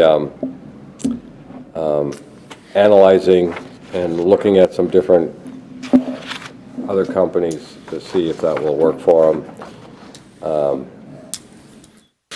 And another discussion was regarding the IT capacity. Datify, which is a digital picture management system for auditors, or excuse me, for assessor's office, where they're at a location, take a picture, and it automatically goes into the system so that anybody else can pull it up for that location and have that information available at their fingertips.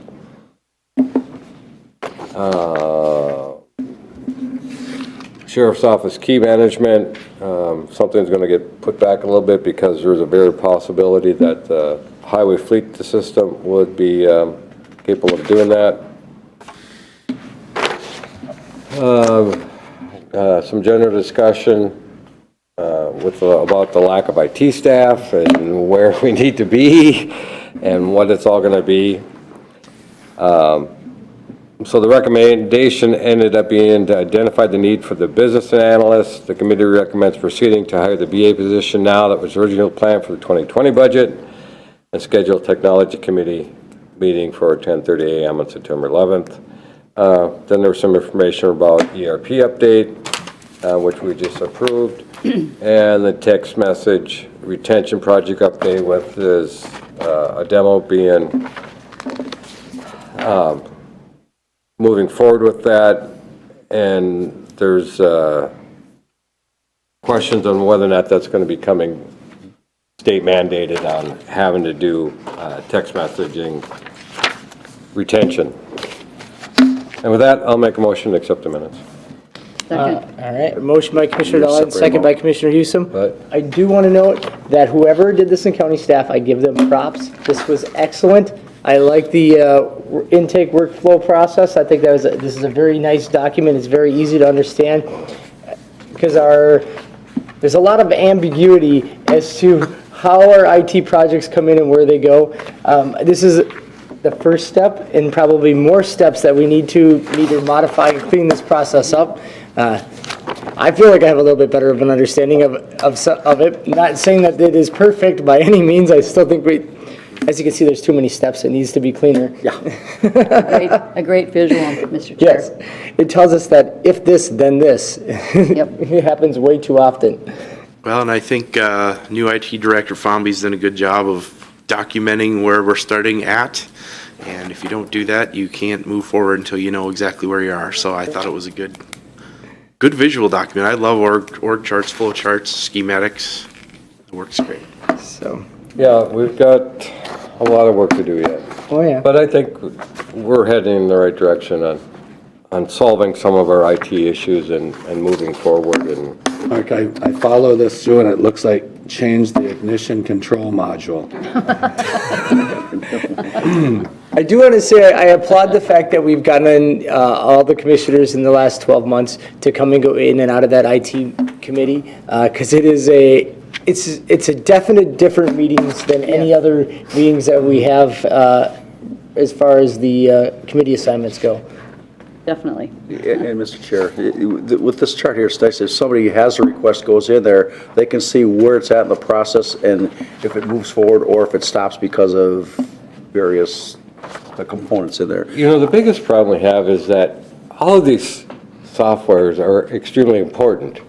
And you'd love to be able to do everything, but we just don't have the manpower to do it. And then you have to make the tough decision on who's going forward and who isn't. Yep. So with that, we have a motion and a second. Any other discussion? Otherwise, all in favor, say aye. Aye. Opposed, same sign. All right, perfect. Minutes are approved. 9/11 minutes too? That was both for the August 28th and the September 11th IT committee minutes. They're correct. That was what the motion and the second was for both. Yep. Yep.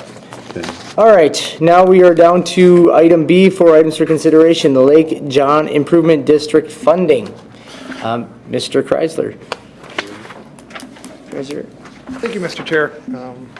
I've been in discussion with Commissioner Hewsome on this and Administrator Kelly on this topic as well. And we thought it'd be good to come to the board to have a formal decision as to if you want to fund the Lake John Improvement District, and if you do, to what extent? Or if you want to hold off on funding until after the annual meeting in 2020, which would result in them not getting any funding until 2021. I can tell you from a legal's perspective and looking at Minnesota Statute 103B.555, I believe that the county board could assess what we call, I believe it was called, service charges onto the district. You could do that for 2020 budget, with the caveat being that they couldn't spend those funds until after the annual meeting in July or August. I talked with Bob. There's some discussion here as to do we want to do this, because with Maple Lake Improvement District, we had them hold off a year. However, talking with Bob here this morning, he's comfortable doing paying it or assessing it for next year, with holding off until after the annual meeting. Bob's office acts as the fiscal agent for anything dealing with the Lake Improvement District. So it's not like we're cutting a check, giving it off to a bunch of lakeshore owners who then get to take and go along with the cut whatever they want to do. Any funding would have to go through Bob's office. He keeps track of it. Any authorizations, any checks, he makes sure everything is in line. And then it's always subject to audit at his office and as to the external auditors that come. So if we look budget at it. funds for them, and You set the budget for them. really. and let's say we set it at $30,000, and let's say that their annual meeting, they came up with $20,000. What happens to that excess $10,000? It's sit in reserve. I mean, it's just more the fact, I mean, that's the hardest thing, because we don't even have a budget in front of us at this point, even an idea of, or a proposal of what they're looking for, so we'd be just picking arbitrary numbers. In talking with the people that have been most active in it, I think they're looking at hopefully trying to get a $20,000 budget for next year. Given the fact that they wouldn't be able to spend until really August, September after the annual meeting, I think if the board were to set it at less than $20,000, you'd be safe. Just to at least let something get in there so they could do something in September or October of next year. Instead of having to wait, because you have to remember, they also only get funded twice a year. So they're only going to get a funding in May and in October. So if you can, maybe to an extent, start building up a reserve for them a little bit so they can start doing stuff earlier in the year before funding comes in August, or May and August, or May and October. I guess I would there's want to some benefits. solicit So comments there's- from the Lake Association members in treating it like an annual meeting, because that's where you have your annual meeting to set that budget. And if I was going to do it, I would set it at a different meeting where you're going to bring in for them to comment, for us to set it as a preliminary one for the first year. So we held it as similar to, we'd be just acting as the lid board almost essentially at this point by allocating the funds I for the would think, first though, year. if you had it, just knowing that if it stayed in reserves, they can spend it the next year. It's not going to sit in Bob's office, right? No, it sits in reserves for them. It's allocated It to would that be Lake reserves, group. but they could be at a zero balance the following year Yeah. or 2 years down the Or road. the board in 2020, when you look at this, could say, you guys have 10,000 in reserve, you guys want 20 grand, we're I'd going to leave it cut up- your I'd leave it levy up by to- 10. I'd leave it up to Chris, I guess, what she wants to Well, do. Mr. Commissioner Chair, Hewson? I am support of forwarding the money or putting this money in reserve for them. They did their due diligence to try to get this taken care of as quickly as possible. So they could have met in possibly August, but we had delays with having to, look at the extra properties and that kind of thing. So that put it back a bit. So I would vote in favor of moving this. Setting it at 20? I don't know, I don't have a figure in mind, but Come on up. Well, Commissioner Potter, you had a comment, go ahead. yeah, thank you, Mr. Chair. And I support lake associations doing things, keep their lakes clean. As you know, I own property on a lake. The thing is that by having money there that they know, if there is a grant opportunity for them, one of the questions is going to be, do you have your local match type thing? And if they know they've got money there, they can actually apply. If they apply and say, well, we don't have it yet, they told us they would, but they don't have it, you're probably not going to get that grant. So if there is an opportunity, this makes it so they're not going to get disqualified because of that. And those are things, because the timing of those grants never matches annual meetings of lakeshore associations. I'll make a motion that we approve $10,000 just to get them moving along. Oh, I'm sorry, I didn't see somebody up there. Rescind it. I'll rescind it. When we came in the month of July and we had Oh, yeah. Your name for the record, please? Oh, Elaine Fluskus, I'm the president of Lake John Association. Thank you. Thank you. We proposed our 2020 budget at that time, and Greg is putting it up there. It's up there. Yeah, but that's you proposed and it has to be voted on by the lit, so I don't be comfortable And I haven't putting been, that amount in there. and I haven't met you. I would say let's get you going with something so that, as Commissioner Potter said, at least you have some money set aside for grant opportunities. And you're not going to be able to do a whole lot next September anyway, but if at least we get you something to start building up the coffers, that should help. Okay. And I think because at that time, there was a proposed budget, and people in the association didn't know at that time that that was going to be a potential set number, so they didn't comment based on that number. And that's the reason I'm willing to give, I could go for something. I don't know if I want to go with the whole thing just because it wasn't opened up to the Okay, but association. in our June newsletter that did go out to all the property owners, we did in that newsletter tell them what we spent this year, and it was over 23,000. For the That was Curly over the Lake, whole year, though. that was for the whole year, right? Mr. Chair. Yes. Mr. Chair, I must have missed the dollar amount they're requesting, because I can't quite make that Can't number quite. out. 25, isn't it? 20. 25,470. 24? See me? 25,470, 66. And Mr. Chair, Mr. Kreiser, Bob said you'd be comfortable with 20,000? Until it gets, there's, the chance of anything going awry with this is not, I don't think we have to worry about that because this has been vetted very well over the last year and a half with your group. How many But properties? say that something unforeseen happened and, it didn't go through and you had your Lake Improvement District meeting and there was a different number given out, I think that, perhaps it's better to err on the side of caution. And you would have the money, as Commissioner Potter said, if you had grant opportunities Yes, for a match, yes, yep. then you'd have that, if we approve of $20,000, you'd have that Yes. plus whatever other dollars are coming forward at that time. And we can't spend anything until after your annual meeting Right. anyway. Yeah. So, if the money is issued in, you said March and September?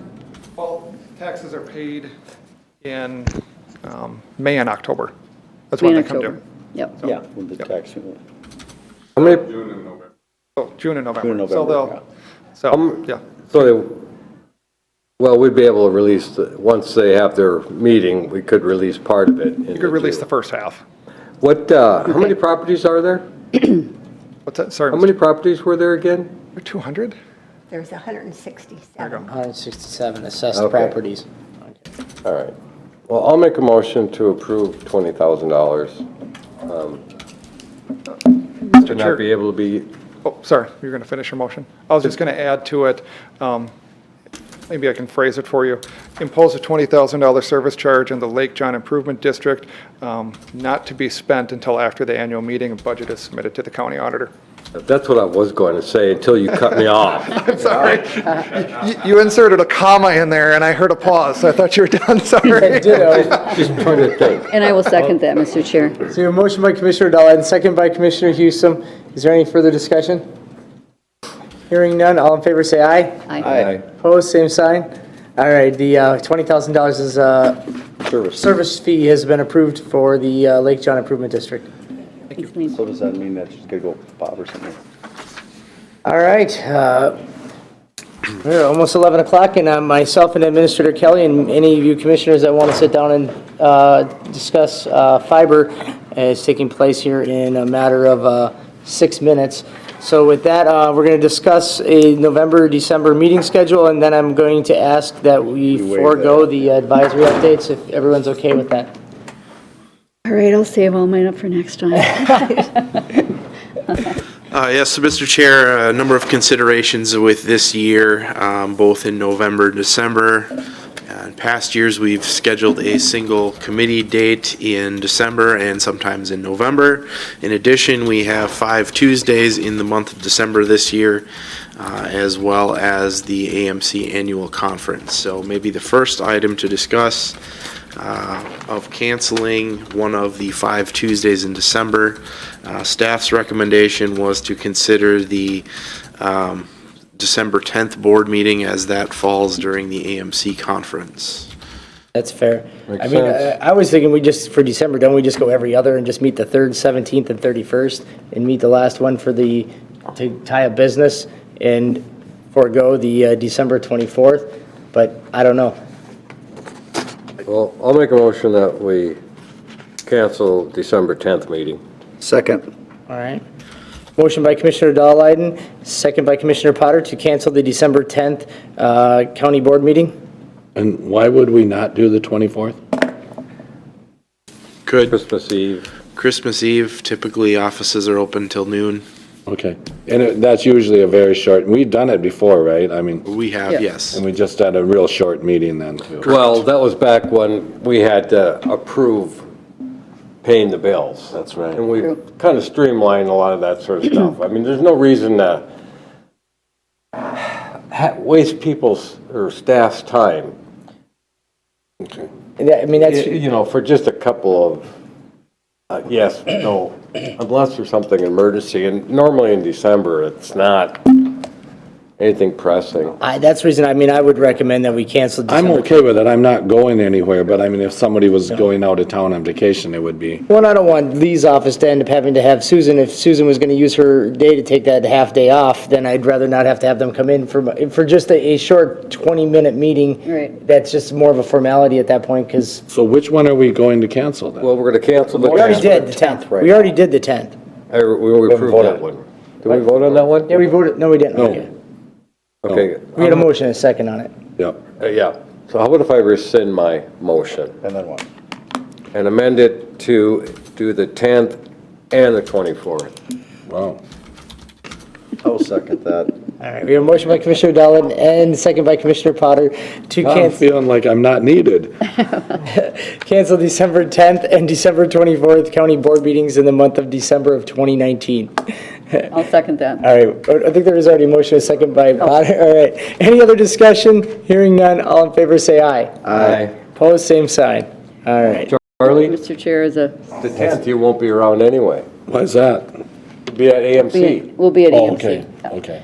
But we will need to bring that to the Health and Human Services Board, that we will not be here On the 9th. Well, the you can 9th, have so we're gonna have administration to, alert them. All right, perfect. we'll have to change that meeting. So our committees, wouldn't we just do the November 13th and December 11th for our committee dates? We could, the consideration being that it will be challenging to turn around any recommendations from the 27th meeting because the agenda will have to go out by noon on the 27th in order to meet the posting for the 3rd of December. So do you have a better recommendation? We had proposed just moving both of them up a week to both November 6th and November 20th. Additionally, or an option, you could just go down to one committee date, but then sometimes things pile up. Just wanted to bring it up to allow staff and Well, commissioners we to can, schedule. we can always cancel them.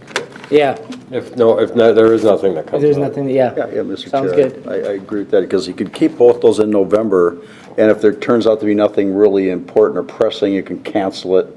Just give you the option, because if something comes up and it's time sensitive, it's got to get done.